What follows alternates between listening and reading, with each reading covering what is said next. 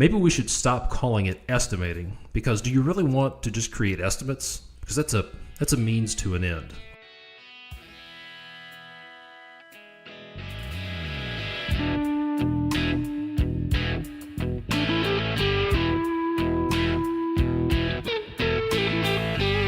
Welcome to another episode of the Construction Leading Edge podcast. My name is Todd DeWalt. My job here is to help you grow your business, grow your leadership skills, and grow your income. You can find out more about the podcast at the website at www.constructionleadingedge.com. Today's episode is about how to become an entrepreneurial estimator. That's right, how to become an entrepreneurial estimator. See, I got an email, a couple of emails I want to share with you. Gerardo sent me an email a few weeks ago. I had asked the question to the Construction Leading Edge Nation, hey, what do you want to hear a podcast episode on? And Gerardo emailed back and said this. He said, hey, I recently started a new journey as a lead estimator. I've had better luck winning government and state jobs. I'm not sure if it's because bid openings are public or due to the limitation of companies bidding. I've struggled to get any jobs in the private sector, and it would be great to hear how new estimators or new contractors increase their chances. I'm assuming that I'd need to improve my communication skills with GCs and would appreciate some help in becoming a better estimator. I'd like to move into senior estimator and ultimately increase my company's revenues, as well as key fundamentals of how to estimate. I appreciate your time and your efforts to further the construction professional's knowledge. It's my pleasure, Gerardo. And then I got a message on Twitter from a gentleman by the name of Rick. He's in Michigan. And it turns out that Rick and I were at the University of Kentucky at the same time during when I was going through this. We were both going through the civil engineering program. And I asked Rick what sort of work he was into and where he was at. He said, I'm in Michigan, and I'm changing jobs after 16 years, going to join a residential/commercial contractor. He's grown quickly and needs project management, budgeting, and business development. I'm going to do my best to help those areas. He's also done some consulting work for the last 10 years. And Rick was kind enough to say, I've recently latched onto your podcasts as a valuable source of knowledge. I'm approaching this new adventure with a great deal of humility and excitement. Any words of advice would be welcome. So, Gerardo and Rick, here you go, gentlemen. This is all about how to become an entrepreneurial estimator. I'm going to talk about some of the common frustrations that estimators have, common frustrations that business owners have when it comes to estimating and getting new work. I'm going to offer some different perspectives, a different way to think about estimating, and then get into some strategies that I've used successfully in the estimating and business development roles that I've been in. And then I'm going to give you some really tactical stuff, some systems that you can put into place, and some things you can do to start turning the crank, so to speak, to become a better estimator, ultimately drive more revenue for your business. So let's start with the common frustrations. Here are some of the common frustrations that a lot of the people I talk to have when it comes to estimating. They say things like, I send out a lot of estimates, but they don't go anywhere. I don't get any kind of response. Deals stall out, or they're like a black hole. I waste so much time doing budgeting and design work for people who either don't have the budget or they're just kicking tires, or maybe they're trying to keep some other contractor honest. They're just being used. Their numbers are being used just to keep other people honest. Other people say that I have a business to run and I can't spend all my time doing estimates, and that's a challenge. If you're a small operation, you have to do estimating, but you also have to do project management. You also have to run your crews. You have to look after equipment. You have to look after bookkeeping. There's all these other things to do, and you just don't have time to you don't have time to waste doing estimates. So I want to give you a different perspective. I want you to think differently about estimating and that whole process. So first of all, think about this. If your value proposition is just to simply offer a quote, then you're not standing out from the crowd. If you're spending a lot of time just cranking out estimates, if somebody sends you an RFP or a quote request and says, hey, give me a quote on this set of plans, and if you're just cranking it out and giving them a price, then basically you're saying that you're your value proposition is to give them a number. And that is not going to cause you to stand out from a crowd. One of my, I don't know if I would call it a pet peeve, but one thing that I want to talk about some more later on in the podcast is advertising free estimates. I mean, you've seen it on the side of trucks, on websites, on billboards, call for a free estimate. Well, you know what? That's kind of like a car dealership offering free test drives. You know, is it really that unusual? Have you ever seen anybody that charges for an estimate? Have you ever seen any car dealership that charges for a test drive? I mean, let's face it, that's the cost of doing business. So let's stop advertising free estimates. I want to talk about that some more later on. And hey, let's stop calling it estimating. I remember when, after about a year out of college, I was in the field, and then for a variety of reasons, I ended up in the office in the estimating department, and it was frowned upon. That was seen as a demotion to field people to have to go to the estimating department. And I hear people say things like, well, I'm just in estimating, or I'm stuck in estimating. And I say, maybe we should stop calling it estimating, because do you really want to just create estimates? Because that's a means to an end. Ultimately, what you want to do is grow your business. You want to get work. So let's call it, instead of calling it estimating, let's expand it and call it selling. Let's call it business development, or heck, even call it revenue generation, because that's ultimately what the point of doing estimates is. Estimating is just a part of the selling process, and I see a lot of contractors who they think that estimating is the sum total of the selling and business development process, and it's a part of it, but it is certainly not the entirety of the process. Another thing to think about differently when it comes to business development and estimating, you got to realize that everyone who comes into contact with a customer is in business development, not just your sales or your estimating folks. The reality is, if you're listening to this, you're probably in the construction industry, and somebody's going to sell the project, some business development person or a salesperson or an estimator is going to get a job, and then the vast majority of the interaction that your clients are going to have with your people are your field crews. So if you want to get repeat business, then your project managers, project executives, field engineers, superintendents, foremen, laborers and operators, pipe fitters, etc., all the people, the boots on the ground, they need to have a business development mindset as well, because they're in a customer-facing role and having a lot more interaction with the customer than your salespeople are. Another way to think differently about it is, just like good salespeople don't sit and wait for the phone to ring, they wouldn't be called salespeople. They would be called order takers if that was the case.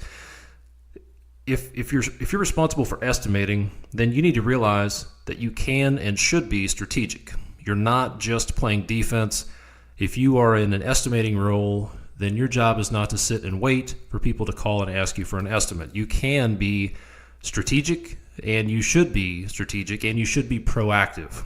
If you're sitting at your desk waiting for the phone to ring, waiting for people to email you requests for quotes, then you're not going to see a whole lot happen. You're going to be just like everybody else in the industry, and you are not going to stand out from the crowd, and you're probably not going to grow your business very much. So now let's talk about strategies. Now that we're looking at things a little bit differently, let's talk about some strategies that you can implement to change the way you operate when it comes to estimating and business development, and let's call it revenue generation. First of all, the focus must be on the needs of the client, okay? Not on your needs or on your capabilities. Let me say that again. The focus must be on the needs of the client, not on your needs or even on your capabilities. We're talking about during the selling process. If you remember a few years ago, there was a country music singer by the name of Toby Keith, and he had a song called I Want to Talk About Me. I want to talk about me, I want to talk about I want to talk about number one. And it was a really popular song. Well, it was a pretty catchy song, but let's face it, it's a lousy business development strategy. If you look at a lot of contractors' websites, and maybe even yours too, you will be given the opportunity to learn about where their office is, how long they've been in business, how many employees they have, the charities they support, pictures of the last 5K that their CEO ran in, all the certifications they have, the acronyms of all the trade organizations they're a part of, a detailed listing of the cranes and dump trucks, track hoes and backhoes and skid steers, complete with model numbers, which is one of my favorites, and probably a bunch of other technical jargon. Well, guess what? Your prospects don't give a rip how many 185 CFM air compressors you have in your fleet or the maximum digging depth of your biggest trackhoe. And they probably don't even care where you went to college and which 5K race you ran in last. Here's what they want to know. Can this company solve my problem? That's what it boils down to. When they're looking at your website, when they're considering you for a project, for a contract, they want to know, can this company solve my problem? Think about it. If you needed to hire a CPA or an attorney, would you care what model laptop that she built spreadsheets on or sent email on or what email client that he used? Yep, probably not. So instead of talking about yourself and your company, you need to be focused on your prospect. You need to put the focus on them. Stop talking so much about your company and your capabilities and focus the conversation, focus the process on them. So start by answering these questions. Here are some questions that you need to be focused on and provide the answers to. First, what kind of external problems do they experience that you can help with? Maybe it's this person or this company needs to expand their plant. Maybe they have a blocked drain. They have a deteriorated driveway. They need to remodel their office. They need to repave their parking lot, etc. That's their external problem. Next, what are the internal problems that this person may be dealing with? And remember, ultimately, you're dealing with a person. You're selling to an individual and not a company. So ask yourself, what are the internal problems that this person may be dealing with? Maybe they're afraid of paying too much. Maybe they're nervous about having someone inside their building, or if you do residential work, they're nervous about having workers inside their house. Maybe they feel bad because their property or their house is run down. Maybe they're concerned about the future of their job if they don't manage this office remodel properly.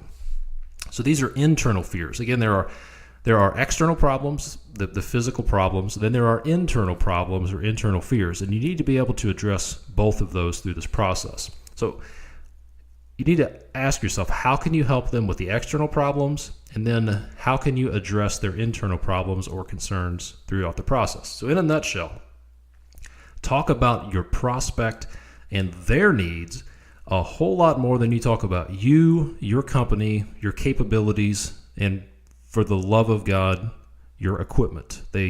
Please stop talking about your equipment to your prospects. Maybe if they want to know about your equipment, they will ask. Second strategy. So the first strategy is to put the focus on the needs of the client and get it away from your needs and your capabilities. The second strategy is to shift the focus away from price, which is a commodity, and then focus on building relationships and trust. You need to elevate the conversation.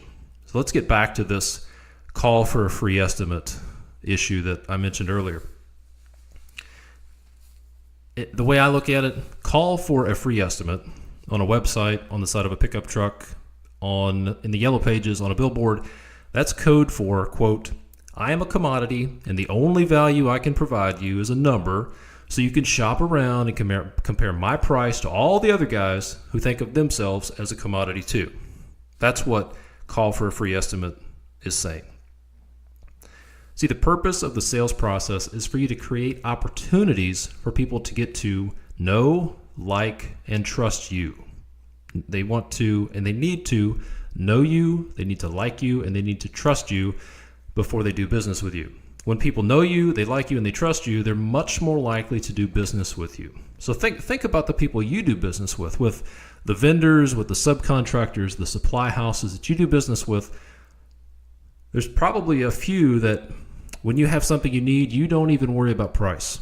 You know them, you like them, you trust them, they've taken care of you. You know they're not going to screw you over. So when you have a need, you just call them. Well, that's exactly where you want to be with your clients.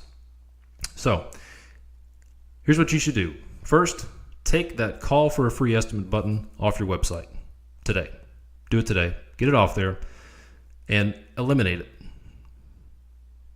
And you may be wondering, all right, well, if I stop offering free estimates, then how do I engage with my prospects? What am I going to do? All I've ever done is waited for the phone to ring asking for estimates. Well, it's a good question. So here's what you need to do. You need to figure out something that would be of value to your ideal prospect. Remember that ideal prospect. We're going to talk about that ideal prospect in a little bit.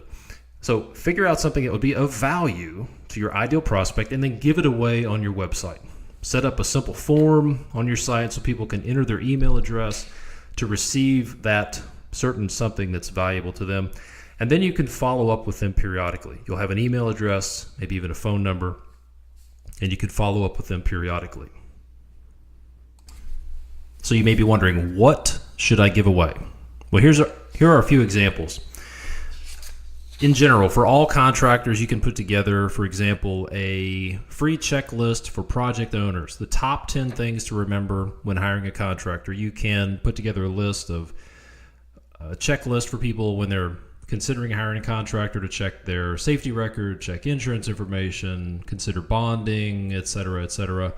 And that would be helpful for just about any type of contractor, whether you are a remodeler or a large general contractor. A couple of other examples. Let's say that you're a commercial general contractor. Then you could put together and give away a checklist for vetting out contractors. You could give away a case study on lien laws in your state, or you could do a comparison of the different contract delivery methods that are available. In other words, do a side-by-side comparison of design build versus a more traditional design bid build process. Let's say that you were a residential deck builder. You could put together a document with a bunch of different deck planning ideas, ideally consisting of pictures of your work. Let's say you were a concrete finisher and you did decorative concrete work. You could put together a checklist of things to consider when replacing your driveway or patio. If you're an HVAC contractor, you could put together a list of any rebates that are available from local utility companies for replacing air handling units, condensing units, furnaces, etc., and even provide some payback times, some cost-saving estimates, etc., that prospects could download. And lastly, if you're an electrician, you could do something similar. You could provide a case study on how much money could be saved and the rebates that could be realized by upgrading, say, light fixtures in a commercial building. So if you were a commercial electrician, you could put together a case study of a building that you worked on where you upgraded the lighting to either LED or T5 fluorescence and then showed the cost saving. All of those are valuable to a potential prospect. That is the goal here. Sorry to stutter and stammer, but the goal is to provide value and answer questions, address some of those external problems and internal problems that your prospects have. So, why do you do this? Because when you give away something valuable to your prospect, then you suddenly become positioned as an authority on the subject, and then they feel like you are on their side. You're giving them something of value for nothing. And in fact, you may be giving something away that is worth money. And there are people, here's where you know when you're in a good, you've got something valuable. If there are consultants or contractors who are charging for the information that you're giving away, or you're concerned that maybe you're giving away the farm, that's probably about right. That means you're giving away something really valuable, and your prospects are going to see it as value as well. When you give something away, it also taps into something. There's a book. It taps into a powerful psychological trigger. There's a guy by the name of Dr. Robert Cialdini. His name is spelled Cialdini. Robert Cialdini. The book is called Influence, and he wrote about these weapons of influence, I think he called them. And one of them is reciprocity.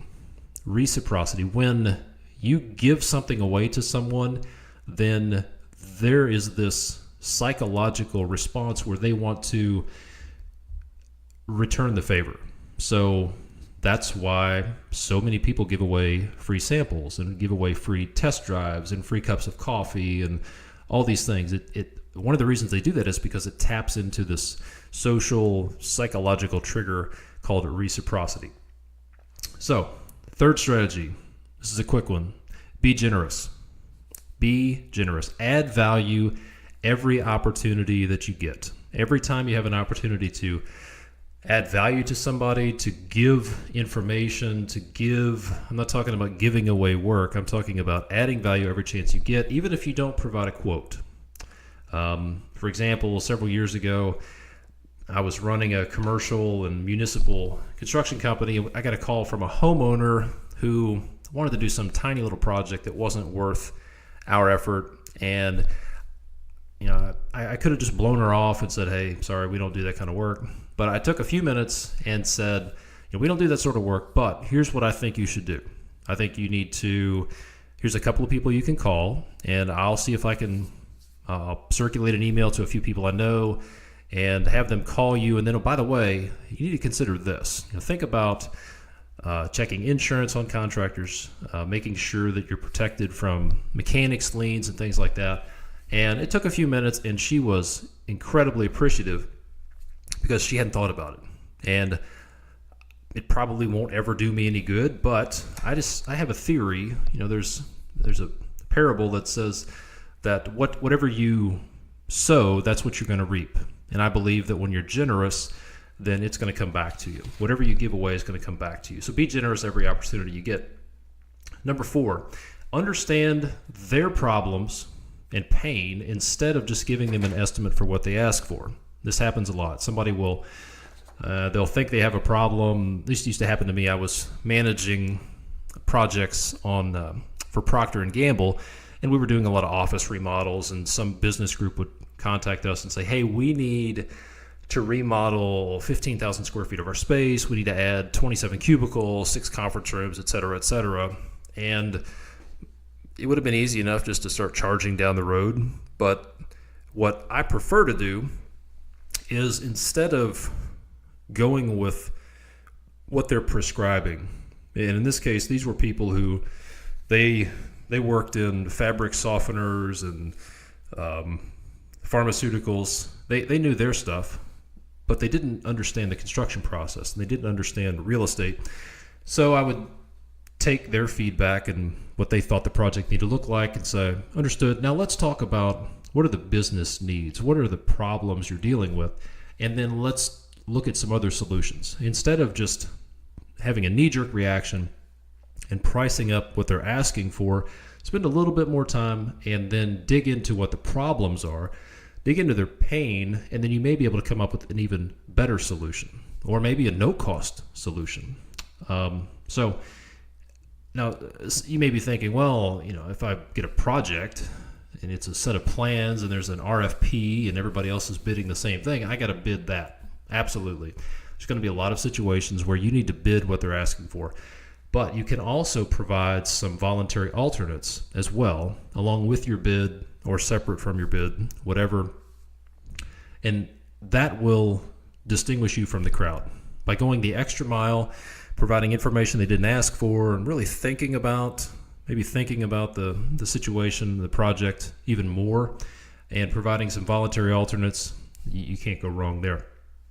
Number 5.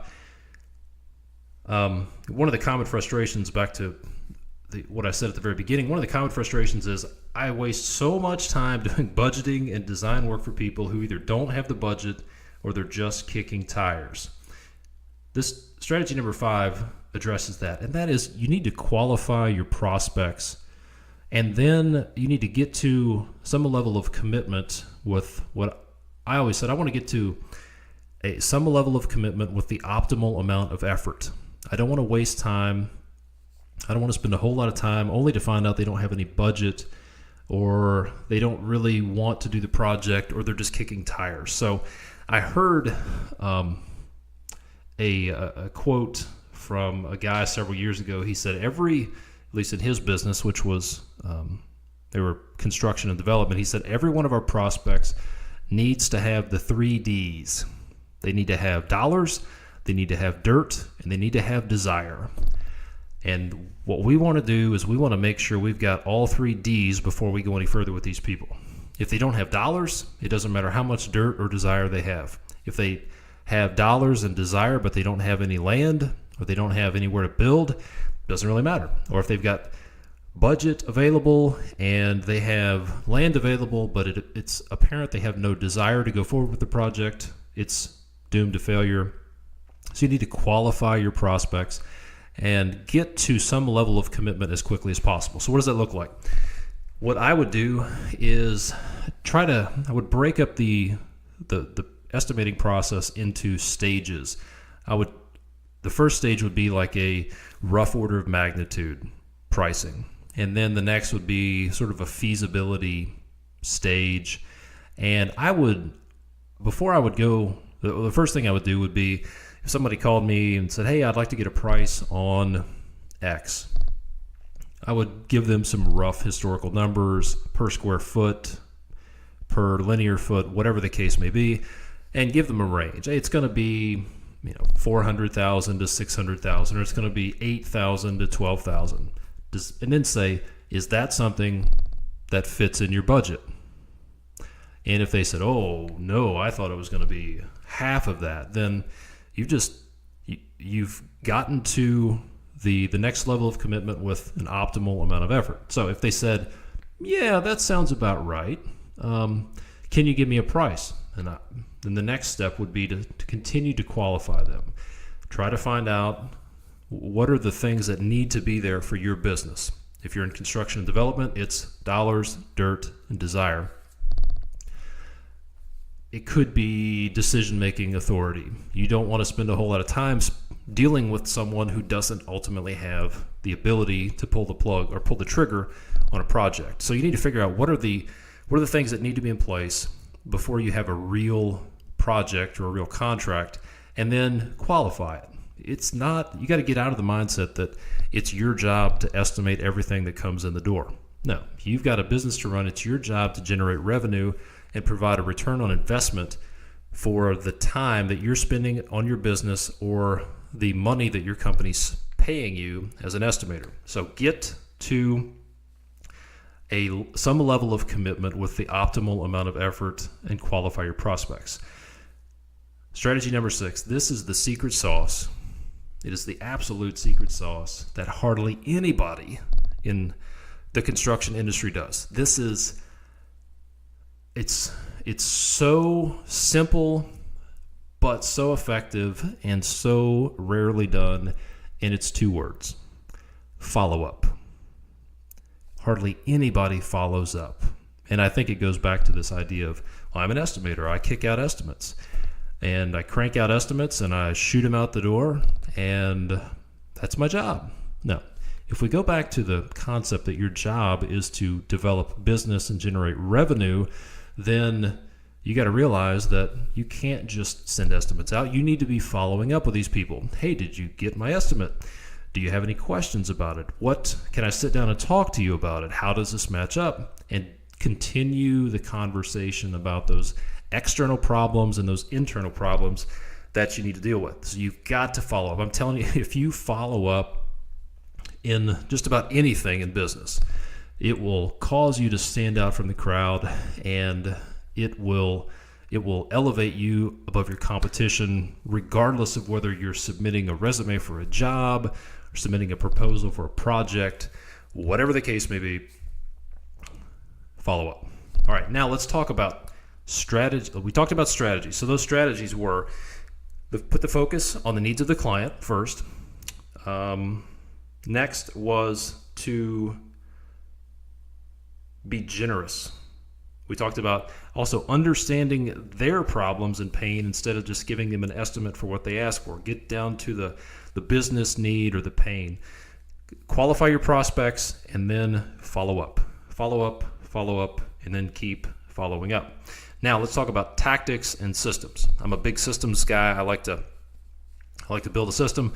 Reminds me of, I had he taught dynamics back when I was in engineering school at the University of Kentucky. His name was Dr. Wu. He was from Korea. He was about 4 feet, 9 inches tall, and he commanded respect no matter what his size was. And he had this saying, and I won't try to duplicate his accent, but he would say, we're engineers. We are not that smart. We don't have to come up with formulas. We don't have to do fancy math. We're engineers. We find the equation and we turn the crank. He would always say that. We turn the crank. That's what we do. We're engineers. We turn the crank. So I'm here to tell you that business development is about developing a system and then just turning the crank. You don't have to be super creative. So first of all, if you want a system for business development and to move from being an estimator to being an entrepreneurial estimator, or being a revenue generator, or being the business development person, here's what you do. First, set up a CRM database. CRM is customer relationship management. And a good CRM database will help you keep track of your contacts, keep track of opportunities, phone calls, emails. It will set reminders that'll keep track of all the proposals and quotes that you've sent out. There's lots of low-cost options out there, and they are worth the money. Some of the big names are like Salesforce for big enterprise clients. I'm not suggesting you go there. There are plenty of CRMs for smaller businesses, medium-sized businesses that are not going to cost you that kind of money. So what I would recommend you do is go check out my buddy Rob McKinney at conappguru.com. He's also on Twitter. I interviewed him on the podcast several months ago. He actually did a study and checked out a few CRM applications that were specifically good for construction companies. So go check out Rob McKinney at conappguru.com and search for CRM. I'm sure you'll find some information there. Or otherwise, just Google low-cost CRM, free CRM even. There may be some things out there. But whatever it is, you don't need a super slick system. You just need some kind of a system. Number two, okay, this one you really need to think about. This is the key, and that is to remember how I talked about being strategic and about going after your ideal client. Well, that's step number 2 in this process. That is to identify the clients. It could be developers, general contractors, property owners, etc., that you would like to work with. You need to figure out, what does the ideal client look like? And the best way to do that would be to do what I call an 80-20 analysis on your clients. If you want, go back and listen to episode 31 of the podcast, probably at constructionleadingedge.com/031. And I talk about I think it was titled The Unimportance of Practically Everything, but it's about doing an 80-20 analysis. And in that podcast, I talk about looking at your customers that you currently have. Chances are the vast majority of your income and profit come from a minority of customers. And on the flip side, chances are the vast majority of the problems and headaches you get are from a small number of clients that you're dealing with. So you need to identify the clients that you want to work with. Maybe you want to go after healthcare work. Well, figure that out. Maybe you want to go, if you're in the residential building, you want to go after high-end homes. Maybe you want to do high-end kitchen remodeling. Perhaps you're an electrician and you want to do more energy efficiency consulting or energy efficiency upgrades for commercial clients. You want to go after more industrial clients, for example. Whatever it is that floats your boat, whatever that ideal client is, figure it out, because you want to be strategic. But the key to being strategic is knowing where you want to go. All right? So step number 2 is identify the clients that you want to work with. Step 3 is to network your way into making connections with people on your target list. These are the ideal clients that you'd like to work with. There are lots of tools out there like LinkedIn, Twitter, Facebook. I've had really good luck with LinkedIn and Twitter, making connections with people in your ideal clients, which could be, again, industry, could be specific companies, it could be geography, whatever that is. But think about what are my ideal clients, and then go find those specific people that you could contact that fall under that ideal client list. Step number 4, keep your eyes open for articles or resources that would be valuable to the people on your target list. And then every month or so, send them an email with valuable information. So, for example, you've identified your list. Let's say you want to go after healthcare work. Well, you would say you're in St. Louis.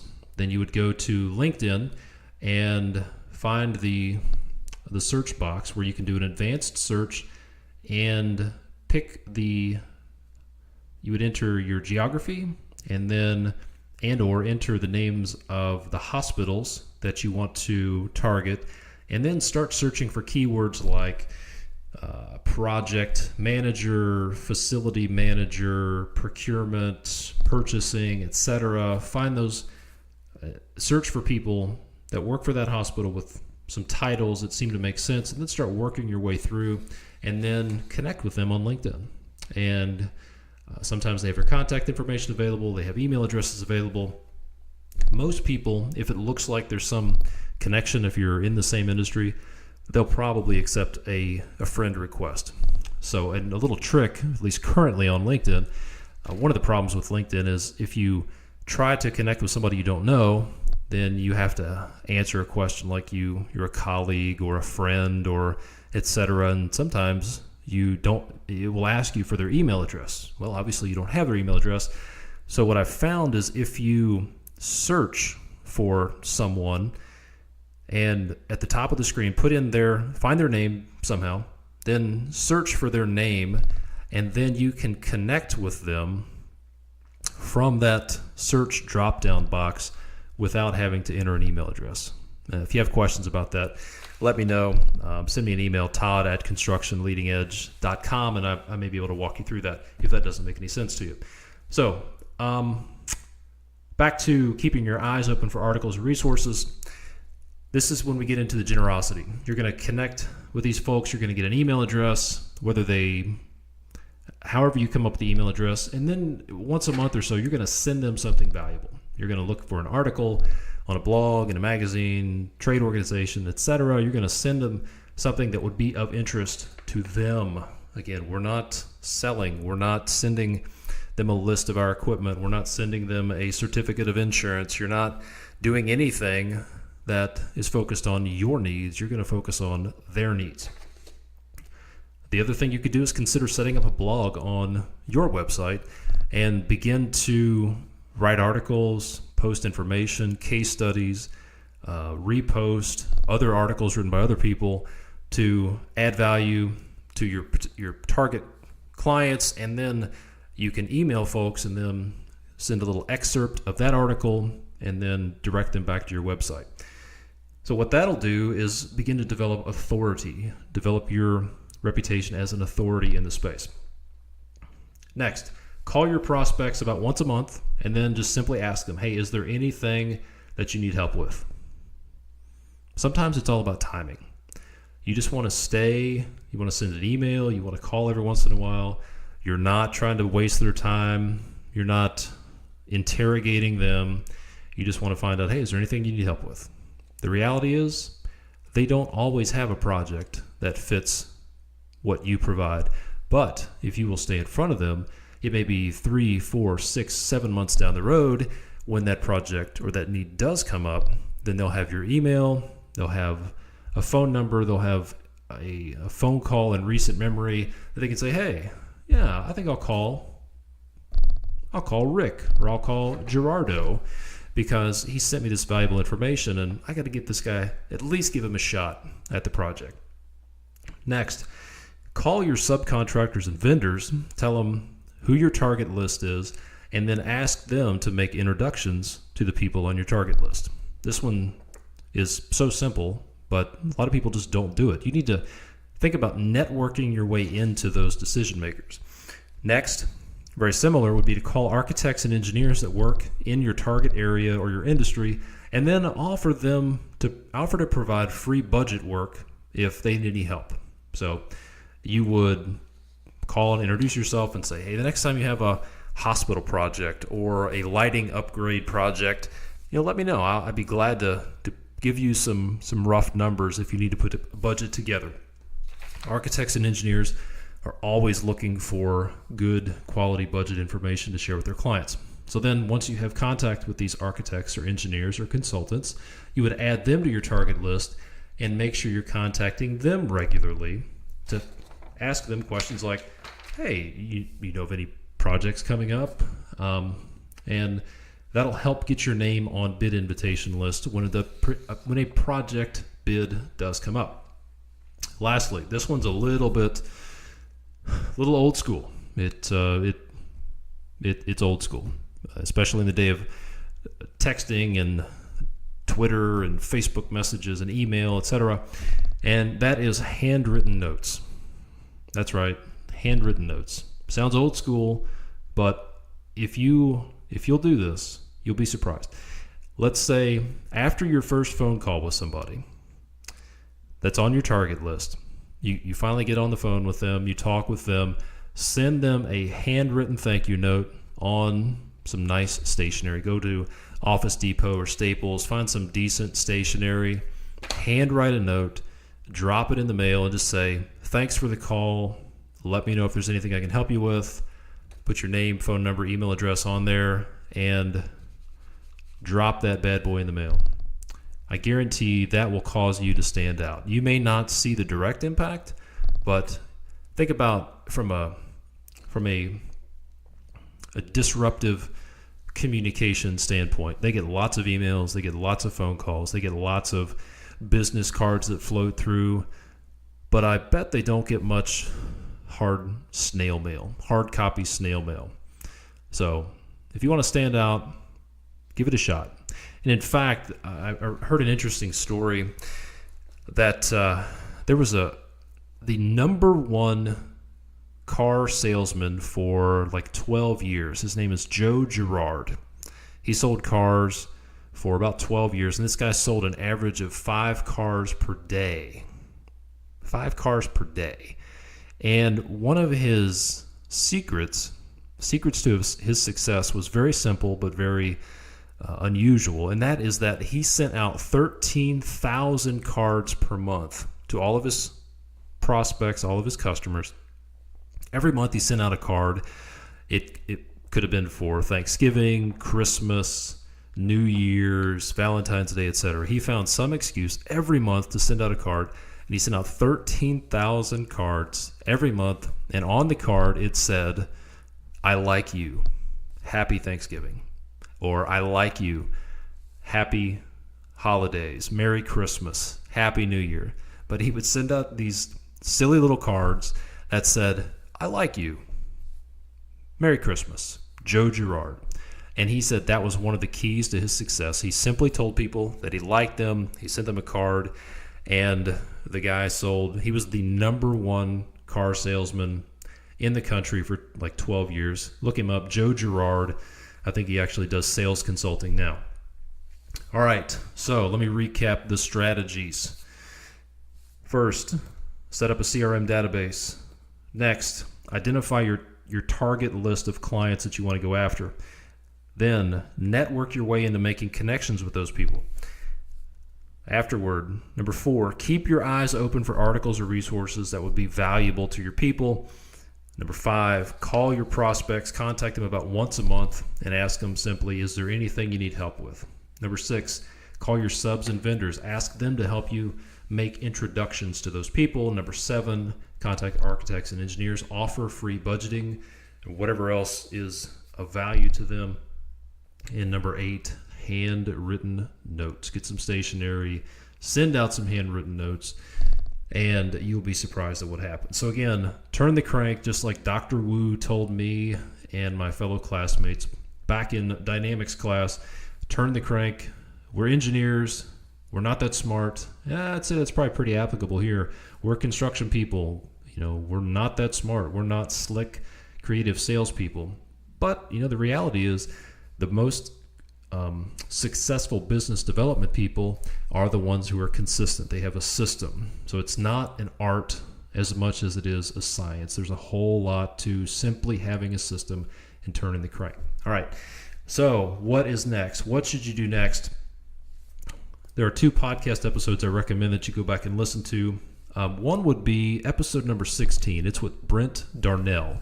He talked about emotional intelligence and the business development and selling process. Fascinating stuff, some of which I may have touched on in this episode, but go back and listen to Brent Darnell, episode 16, and then go listen to episode 31, which is the unimportance of practically everything, and that's the 80-20 analysis that will help you develop your target list of prospects you want to go after. Other than that, go to the show notes for this episode, which are at constructionleadingedge.com/038. I have more extensive show notes than I normally do. All of these steps are there. You can go to constructionleadingedge.com/038, download them, print them out, and you can work your way through them, and then follow Dr. Wu's advice and turn the crank. If you got any questions about this, shoot me an email, todd@constructionleadingedge.com. If you want to join the Construction Leading Edge Nation and get insider access to some of the stuff we have going on and the resources that I'm working on, you can do that at constructionleadingedge.com/nation. My name is Todd DeWalt. Thank you so much for listening. I appreciate your emails. I appreciate you folks who have gone and left a rating or a review on the podcast player of your choice. That helps spread the word. I appreciate everything you're doing. Let me know how I can help you. See you next time.